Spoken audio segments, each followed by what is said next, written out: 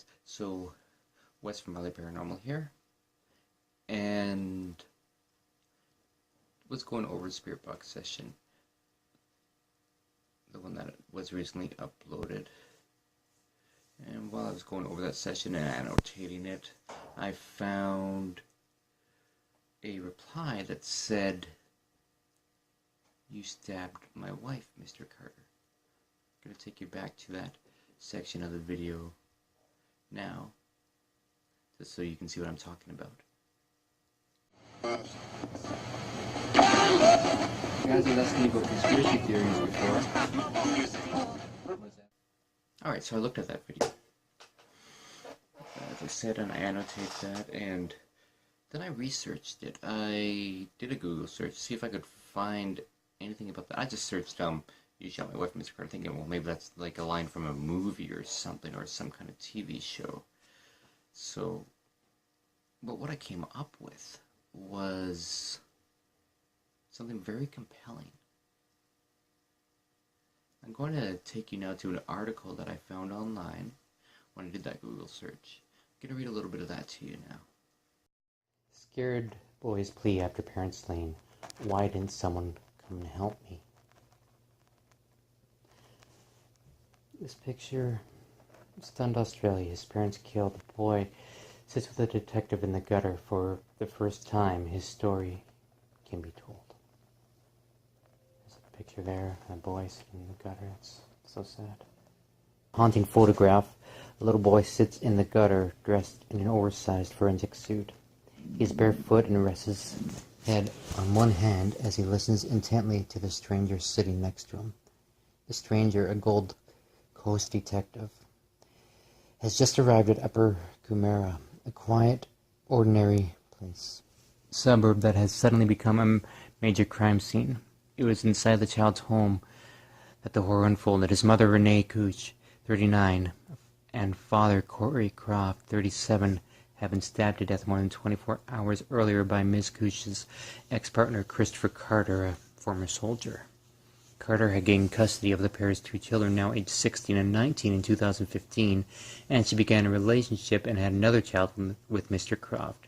The 39-year-old was found not guilty of murder or manslaughter this week by Brisbane Supreme Court jury. The jury clearly believing his account that he killed the pair out of self-defense.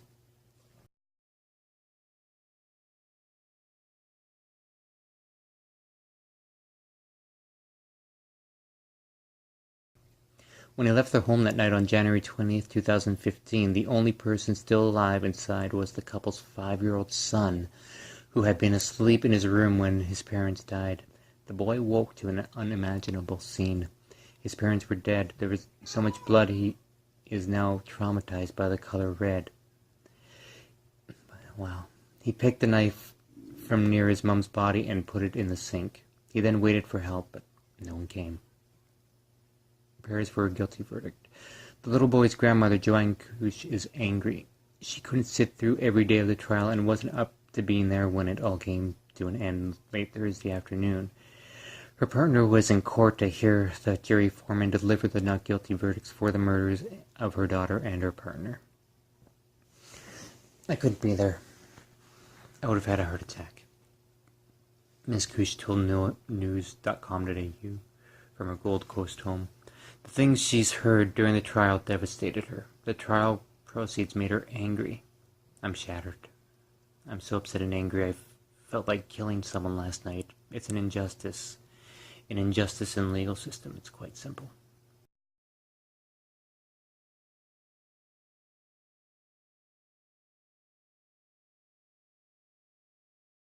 Her partner Rod left the court when the verdicts were read. The two slipped out before the media frenzy that surrounded Mr. Carter, who was about to walk out of court a free man for the first time in 2 years. That's Renee Couch and her son there.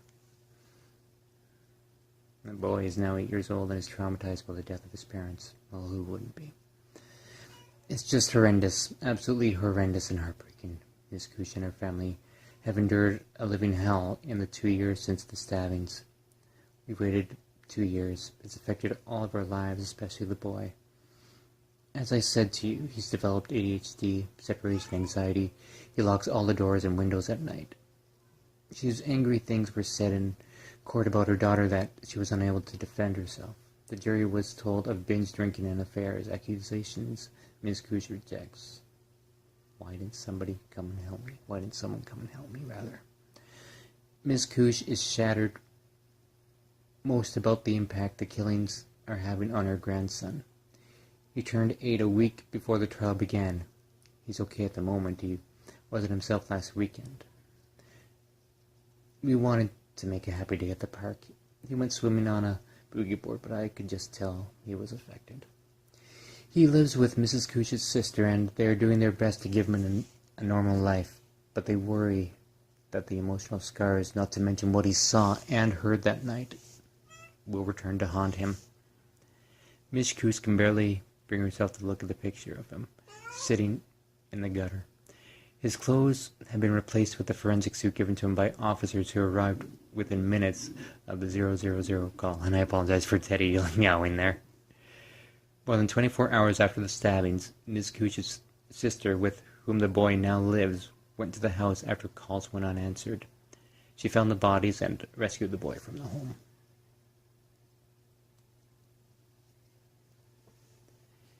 He said after, "Why didn't someone come and help me?" "It's just horrendous," she said, detailing for the first time what the boy went through. He couldn't get out of the house because Corey was dead at the front door. He thought they were playing tricks on them, she sobbed.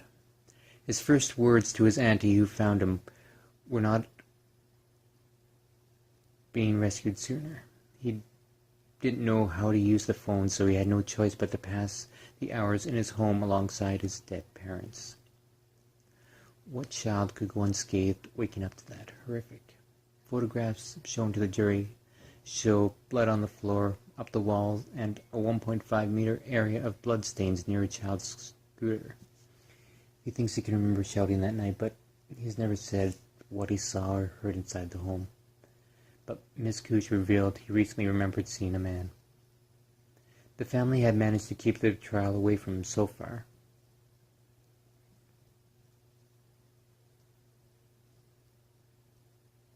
But they know he will one day learn the truth.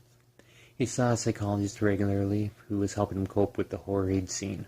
A graphic illustration of what he was exposed to is the fact he is traumatized by the color red, due to the amount of blood he saw when he woke up. But his grandmother said he had made progress recently.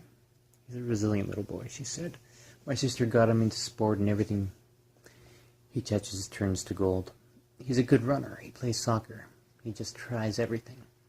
It's just a shame that Renee and Corey aren't here to see him grow up. The fatal fight. The trial was no whodunit. No mystery. Mr. Carter never denied stabbing the couple. The central question the jury members had to grapple with was whether prosecutors could prove he had the intention to murder them. Ms. Cooch was stabbed at least 10 times.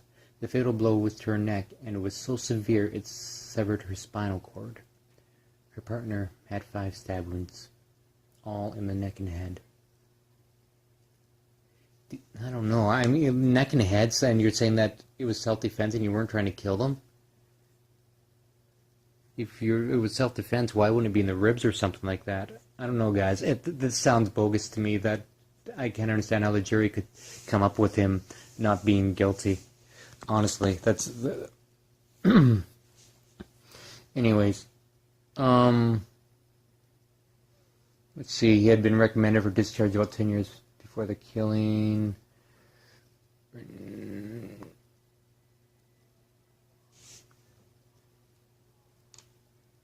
The trial heard he'd been aware Croft had forced a 10-year-old girl to shower with him, and he was a convicted pedophile who had raped a child. And let's see, Renee didn't know about his past. She had a child, but you still don't kill pedophiles. You don't have that right. Corey was a great father to the boy, and he and Renee had a good relationship. Sometimes it wasn't, but that's just a normal relationship. Forced him to shower with a child. I don't... Jeez, this I think everybody in this story is kind of messed up.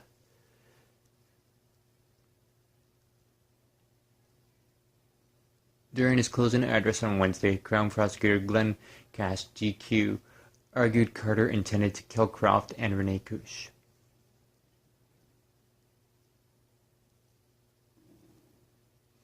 The intent was one he developed in the course of interactions, not that he came there to kill.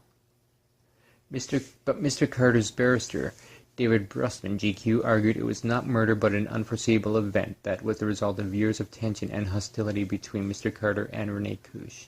Mr. Carter gave evidence at trial and told the jury he went to the home just to talk to his wife. The Crown alleged he went out there, a former soldier who knew how to kill, to commit murder. He claimed he didn't know Croft was there, but thought possibly her child was, and in his evidence said she went to check on the 5-year-old before she allegedly returned with a knife. After a heated argument at the doorway, the court heard Ms. Cush appeared with a knife and the two wrestled over it. He stabbed her several times, and then he said he was attacked by Mr. Croft. I was stabbing Corey as he moved back into what was the doorway. Corey fell to the ground. I don't know where Renee had gone through that period. I just stood up and started moving to the back of the house, Carter said.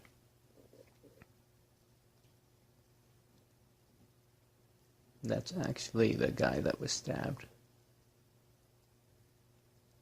Corey Croft, convicted child sex offender. Why the hell would you let a convicted child sex offender shower with a little boy? That's so screwed up.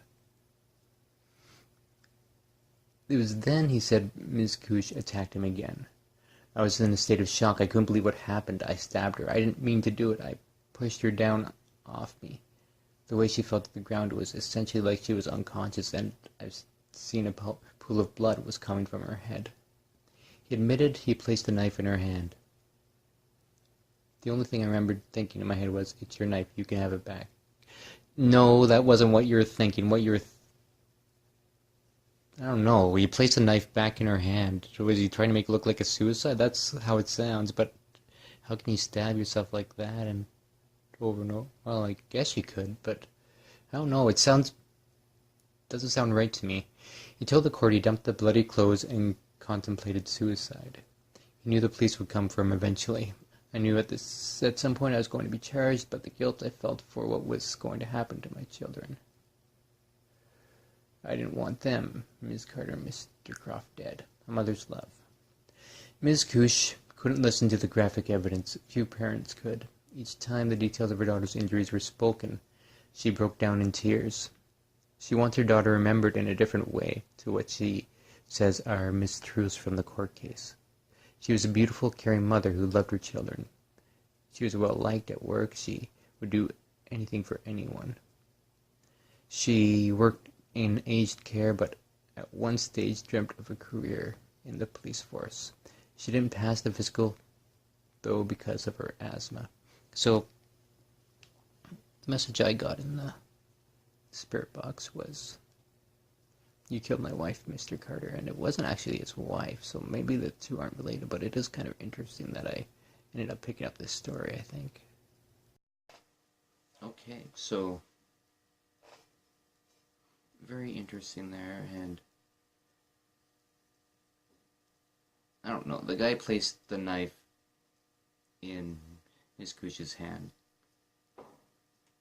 To me, I mean, I don't know how the jury came up with their decision, but to me, it sounds very much like he was trying to cover up, like he was trying to make it look like she was the one who stabbed I'm sorry, I forgot the other guy's name, but, you know, there was a fight between the two of them. It seems like he was trying to cover it up, and furthermore, stab wounds to the neck and head of both victims. Yes, the other guy was a pedophile, but he's still a victim of a murder. But stab wounds to her neck, nearly severing her neck, and he says that he didn't intend to kill her. Makes no sense. And yeah, it's very compelling to me. Could this be what that was referencing? Not sure. I'm gonna open up the spirit box here, turn it on, and I'm gonna just see if I do just a short, quick session here, and find out if the two things correlate. So turn this on. Twin tech, yes. Spirits, can you help me out here with this one?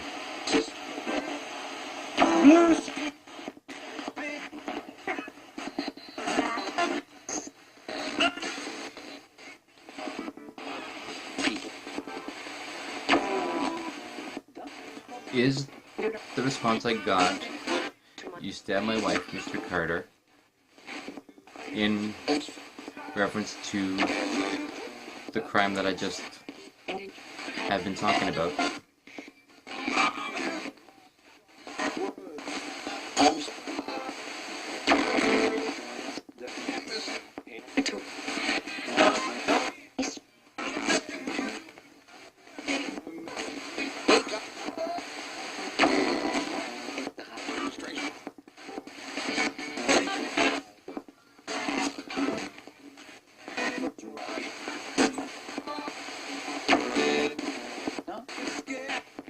So I'll ask you again.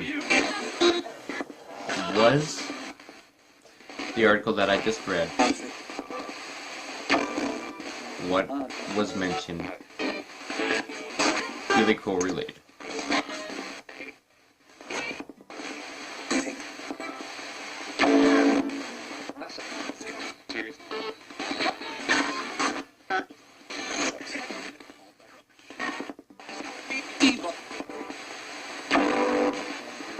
Thank you, spirits.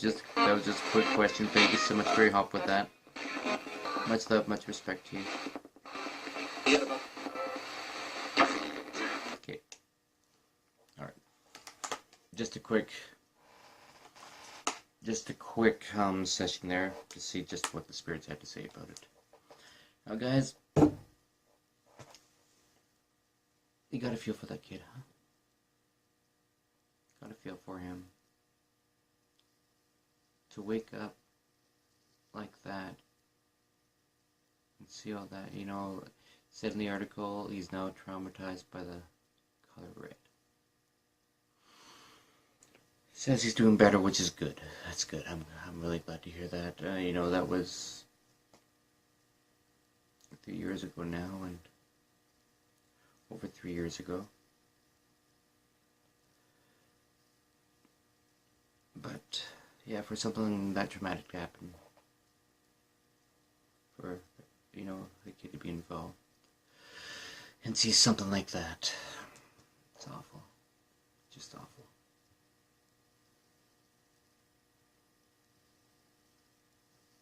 Anyways, guys, go over that spirit box session, see what they have to say, see if it correlates. If it does, if they say it does, it does. If they say it doesn't, and maybe it doesn't, but it's still something that opened my eyes to this story, and wow, what a story. And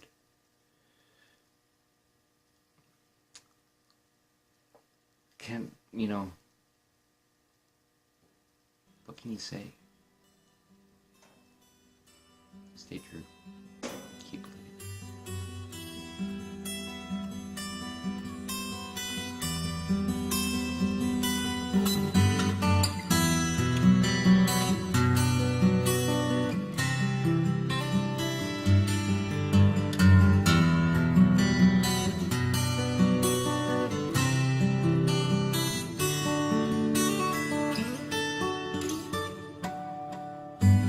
Little child, dry your crying eyes. How can I explain the fear you feel inside? 'Cause you were born into this evil world where man is killing man, and no one knows just why.